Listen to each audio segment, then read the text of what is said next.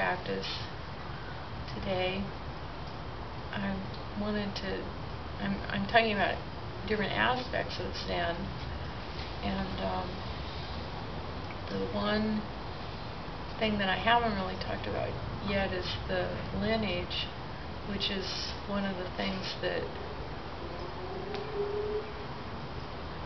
well, particularly characterizes Chinese Zen practice, Japanese Zen practice, and kind of hard for Westerners to understand. The basic deal is when Buddha, of course, was enlightened not really by himself. He had many teachers. And the story of Buddha is he was Siddhartha, who was very wealthy, privileged person, and when he was born, a psychic said there's two possible paths for Buddha.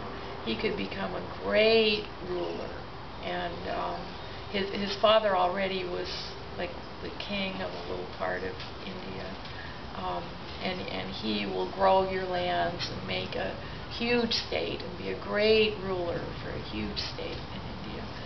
Or he could become a spiritual leader. And Dad, of course, preferred the great ruler path.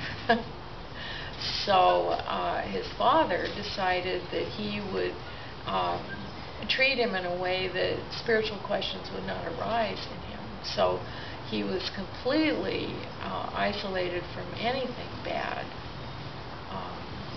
Just only had happy young people around him, didn't see any sickness, just had everything he wanted. Married, beautiful woman, had a child, and I always think he must have been completely separated from the birth of his child. Just no experience whatsoever of suffering. And then, but he kept feeling like he was missing something. So he talked someone into taking him outside of the walls of the palace. And there he saw a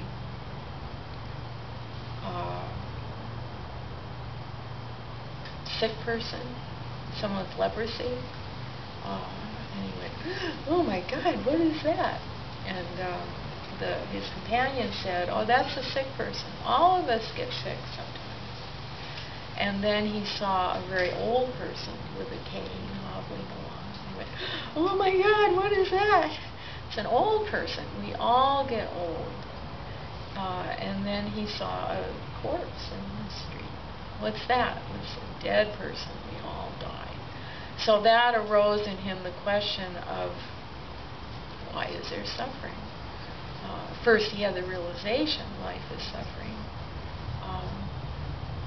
Sickness, old age, and death is part of all of our life.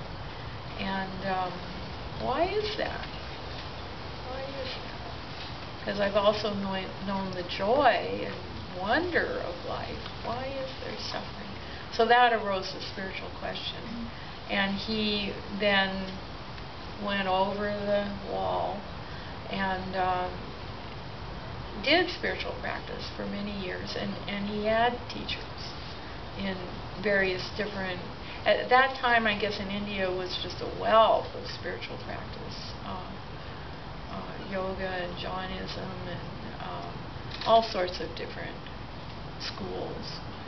And he had many teachers, but still was not satisfied. And he went to the limits in many different practices. Went to the limit in terms of he was recognized as a master in this practice, but he still wasn't satisfied for himself. What is life? Why is there suffering? Why am I here? What is this? Just that question, that spiritual question. And I think all of us that come to Zen practice have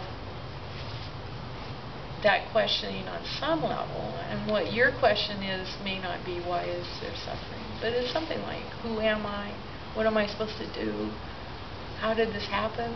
What is this? And that's what we practice with when we do Zen practice. We practice with that question. What is it? What is it? And then, as I said, he still was not satisfied with any of his teachers, so he decided by himself, I'm just going to sit down under this tree, this Bodhi tree, until I see it. And he had that kind of faith. He had that faith that there was something to see. I'm going to sit here till I get it, or die, whichever comes first. And sitting under the tree, he achieved realization of what life is. And then he taught. And his first successor was Mahakashapa. And there's a transmission that happens in the lineage. And the story with Mahakashapa is Buddha holds up a flower and Mahakashapa smiles. And Buddha says, you have my mind. So what does that mean? What does that mean? What mind?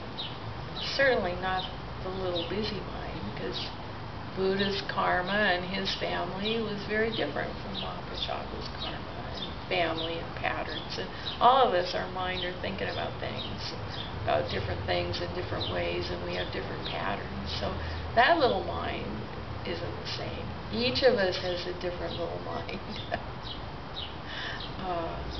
But the true self, the true mind, is the same.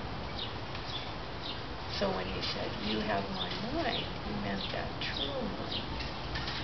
So that was the beginning of the lineage, that the truth of Buddhism,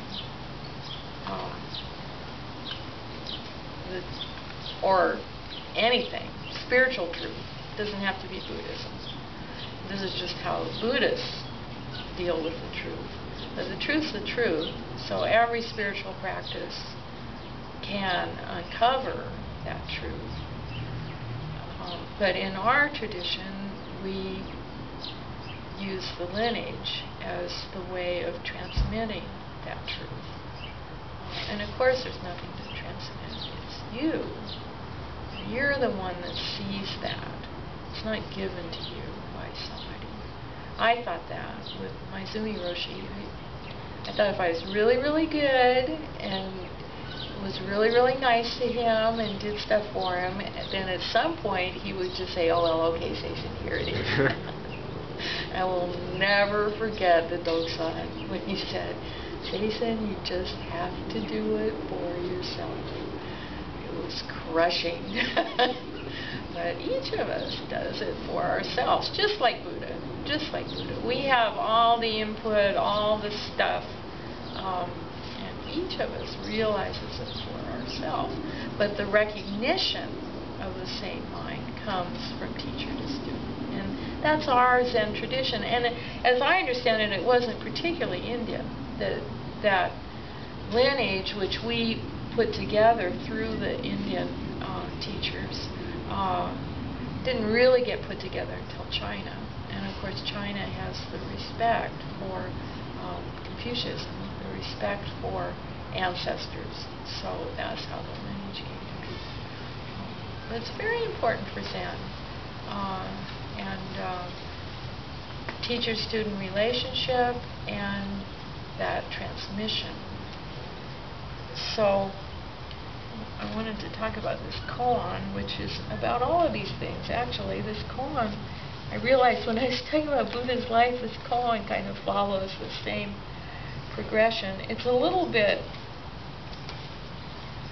of the later koans, harder to understand. But I just think it's wonderful in terms of the lineage. This is case 55 of the book of record. Dogo and Zengen went to a home to make a condolence call. Zengen hit the coffin and said, "Alive or dead?" Dogo said, "Alive I won't say, dead I won't say either." Zengen said, "Why won't you say?" "I won't say, I won't say." So there's parts to this koan, and this is Zengen is the student, Dogo is the teacher, and they're going together. It's just to make a condolence call, and maybe they're chanting for someone who's died, which is part of what a Zen priest does. Offers services for when someone has died. And going together as teacher and student, probably Zengen wants to train Dogo in being with someone who's died and being with the family of someone who's died. But Dogo is kind of a green student, and he knows. So this question, why is there death? Why is there the suffering of death? What is death? Which was part of Buddha's question, and it may be your deep spiritual question. What is death? What happens when I die? What happened to everybody who I know who's died? I remember working with one woman who had just lost her husband, and of course she was grieving, but what was particularly is that he's okay where he is. She was so worried he wasn't okay now where he was, and that was her spiritual question, really. And so that's what I told her to work on as a koan. Where is he now? And of course the realization is it's all right here. And when we're connected with that true self, there's no birth or death. So our little self, and that's the one that has a family and has patterns and has all of the things that each of us has DNA, has addictions, has loves, has hates. When we can drop that off and see our true self, that self is infinite, and there's no birth or death. This little one, of course, wears out after a while, but that true self, there's no death. So then we have what seems maybe like a contradiction. We have this little body that's pretty important to me, and it's going to die. And then that true self, which doesn't die. So, I mean, right here is this corpse. So it's kind of a Zen question, and he's kind of green and kind of showing off and kind of being a jerk, really. He hits the coffin. Says, "Alive or dead?" And what a terrible thing to do to the family. Terrible. Terrible. And Zengen, though, responds and says, "I won't say, I won't say." Which is it? Is it this little self? Is it that true self? Which is it? He says, "I won't say, I